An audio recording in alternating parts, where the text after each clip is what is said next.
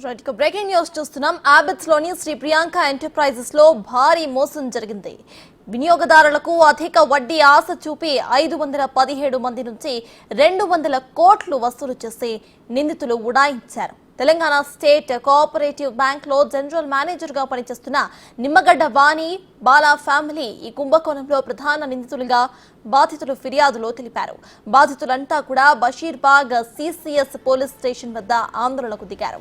తమకు న్యాయం చేయాలని డిమాండ్ చేస్తున్నారు. ఫిర్యాదు మేరకు పోలీసులు కేసు నమోదు చేసి దర్యాప్తు చేపట్టారు.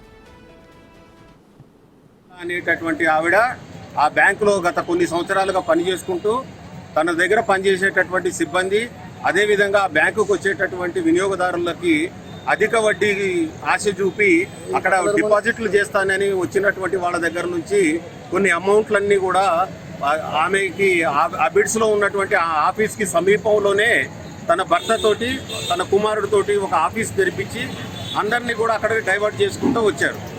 అక్కడికి వెళ్ళినటువంటి బాధ్యతలు ఇక్కడ కనుక మీరు ఫిక్స్డ్ డిపాజిట్ చేస్తే మీకు 6%, 7% వడ్డీ వస్తుంది. మీరు ఆ ప్రియాంక ఎంటర్ప్రైజెస్ అనే దగ్గర కనుక మీరు ఇన్వెస్ట్ కనుక చేసుకుంటే 15% వడ్డీ ఇస్తామన్నటువంటి నెపంతో ఈ అధిక వడ్డీలకు ఆశ పెట్టినటువంటి క్రమంలో అందరం వెళ్ళి ఆ ప్రియాంక ఎంటర్ప్రైజెస్లో ఆ అమౌంట్ అనేది డిపాజిట్ చేయడం జరిగింది. ఈ విధంగా చేసుకుంటూ వచ్చుకుంటూ ఉన్నప్పుడు క్రమంలోనే శుక్రవారం నాడు అన్ఎక్స్పెక్టెడ్గా వాళ్ళు ఆ కార్యాలయాలకి తాళాలు వేసుకొని వెళ్ళిపోయారు. ఎక్కడికి వెళ్ళారు సిబ్బంది?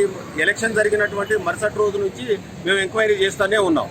తీరా వచ్చేలేకి శనివారం తెలిసింది ఏంటంటే వాళ్ళు బోర్డు తిప్పేశారు, ఇక్కడ మళ్ళీ రాకోకుండా విడిపోయారని చెప్పి తెలిసిన వెంటనే అబిడ్స్ పోలీస్ స్టేషన్కి వెళ్ళి ఆ సంబంధిత అధికారులకి మేము కంప్లైంట్ చేయడానికి పోతే ఇది ఆర్థిక నేరానికి సంబంధించినటువంటిది అధిక సంఖ్యలో ఉంది కాబట్టి మీరు సిసిఎస్కి వెళ్ళి కంప్లైంట్ చేయండి అని చెప్పి వారు కోరారు. ఈ సిసిఎస్లోకి వచ్చి మేము ఈరోజు ఎఫ్ఐఆర్ చేసి కంప్లైంట్ చేశాం.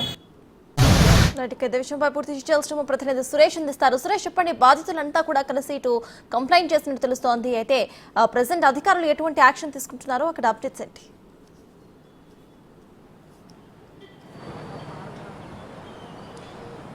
పెట్టుబడి పెడితే అధిక డబ్బులు వస్తాయి, డిపాజిట్ చేయండి అని ముఖ్యంగా Priyanka private chit and company పేరుతోనే ఒక హ్యాబిట్స్లో చిట్ ఫండ్ కంపెనీ ఓపెన్ చేసి అక్కడ డిపాజిట్, ఎందుకంటే తెలంగాణ కోఆపరేట్ బ్యాంక్లో వాణి బాల పనిచేస్తుంది కాబట్టి ఆమె అక్కడికి వచ్చే కస్టమర్లందరికీ కూడా తన ఆఫీసు పక్కనే ఉంటుంది.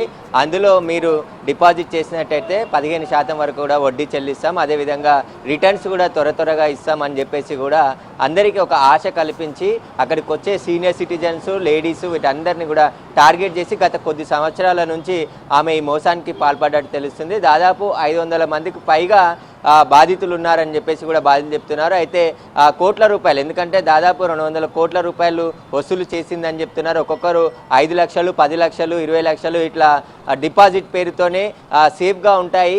15% డిపాజిట్ వస్తుంది కదా, గవర్నమెంట్ బ్యాంక్లో అయితే 6% డిపాజిట్ వస్తుంది, రేట్ ఆఫ్ ఇంట్రెస్ట్ వస్తుందని చెప్పేసి అక్కడ ఎక్కువగా వస్తుంది, దీనికంటే డబల్ కంటే ఎక్కువ వస్తుంది. కాబట్టి అక్కడ డిపాజిట్ చేస్తే ఎక్కువ మొత్తంలో వడ్డీ వస్తుందని చెప్పేసి ఆశతోనే చాలామంది డిపాజిట్ చేసినట్టు తెలుస్తుంది. అయితే ఎలక్షన్ల వరకు కూడా ఓపెన్ ఉన్న ఆఫీసు ఎలక్షన్ తర్వాత అక్కడ నుంచి ఆఫీస్కి తాళం వేశారు. అప్పటి నుంచి వాళ్ళ కోసం వెతుకుతూ ఉన్నప్పటికీ కూడా వారి ఆచూకీ తెలియలేదు. బ్యాంకుకి వెళ్తే బ్యాంకులో కూడా ఆమె రావట్లేదని చెప్పేసి బాధితులకు చెప్పడంతో వాళ్ళు అక్కడే ఉన్న స్థానికంగా ఉన్న పోలీస్ స్టేషన్కి వెళ్ళి ఫిర్యాదు చేయగా వారందరినీ కూడా సిసిఎస్లో ఫిర్యాదు చేయండి అని చెప్పేసి చెప్పడంతో ఈరోజు మధ్యాహ్నం బషీర్బాగ్లోని సిసిఎస్ పోలీసులకు ఫిర్యాదు చేశారు. దీనిపైనే పోలీసులు కేసు నమోదు చేసుకొని దర్యాప్తు చేస్తున్నారు. అసలు ఈమె ఎప్పటి నుండి పనిచేస్తుంది, ఇంకా ఎంతమంది బాధితులు ఉన్నారనే దానిపైన పోలీసులు ఇన్వెస్టిగేషన్ చేస్తున్నారు. అయితే 500 మంది చెప్తున్నారు, కానీ దీంట్లో ఎవరైతే తెలంగాణ కోఆపరేట్ బ్యాంక్లో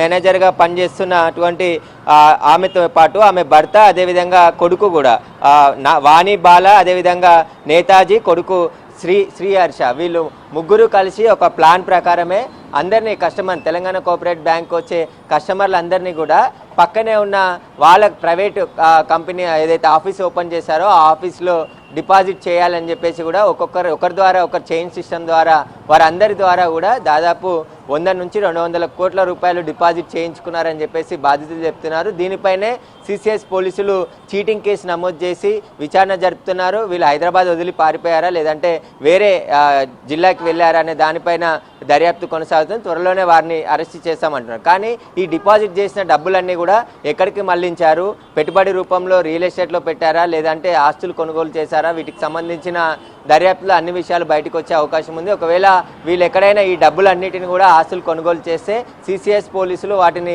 సీజ్ చేసి బాధితులకు న్యాయం చేసే అవకాశం కనబడుతుంది. కానీ హైదరాబాద్లో తరచూ ఇలాంటి మోసాలు జరుగుతూనే ఉన్నాయి. అయినప్పటికీ కూడా చాలామంది ఆశతోని అత్యాశ, ఎందుకంటే గవర్నమెంట్ బ్యాంకుల్లో డిపాజిట్ చేస్తే సెక్యూరిటీ ఉంటుంది. కానీ ఇలాంటి ప్రైవేటు ఫైనాన్స్ కంపెనీలు కానీ ప్రైవేటుకి సంబంధించిన బ్యాంకులు ఎలాంటి ఆధారాలు లేకుండా ఎవరో మాటలు చెప్పిన మాటలకు విని అధిక వడ్డీ వస్తుందని చెప్పేసి వీళ్ళ టార్గెట్ కూడా రిటైర్డ్ అయిన వ్యక్తులనే ఎక్కువగా టార్గెట్ చేసుకొని వారి దగ్గర, ఎందుకంటే రిటైర్డ్ అయిన డబ్బులు లక్షల్లో ఉంటుంది కాబట్టి ఆ డబ్బులన్నిటిని కూడా ఈ బ్యాంకులో నుంచి విత్డ్రా చేసేసి మా ప్రైవేట్ మాకు సంబంధించిన ఫైనాన్స్ కంపెనీలో పెడితే అధిక వడ్డీ ఇస్తామని చెప్పేసి కూడా చాలామంది దగ్గర నుంచి విత్డ్రా చేయించి మరి వాళ్ళ కంపెనీలు వాళ్ళ ఆఫీస్లో డిపాజిట్ చేయించుకున్నట్టు బాధితులు చెప్తున్నారు. దీనిపైనే పోలీసులు తగిన చర్యలు తీసుకొని మాకు న్యాయం చేయాల్సిందిగా వాళ్ళు వేడుకోవడం జరుగుతుంది. అయితే దాదాపు అందరూ పిల్లల పెళ్లిళ్ళ కోసం లేదంటే సేవింగ్స్ దాచిపెట్టుకున్న సేవింగ్స్ అన్నిటిని కూడా డిపాజిట్ చేసి నెల నెల వడ్డీ వస్తుందని చెప్పేసి ఒక ఆశతోనే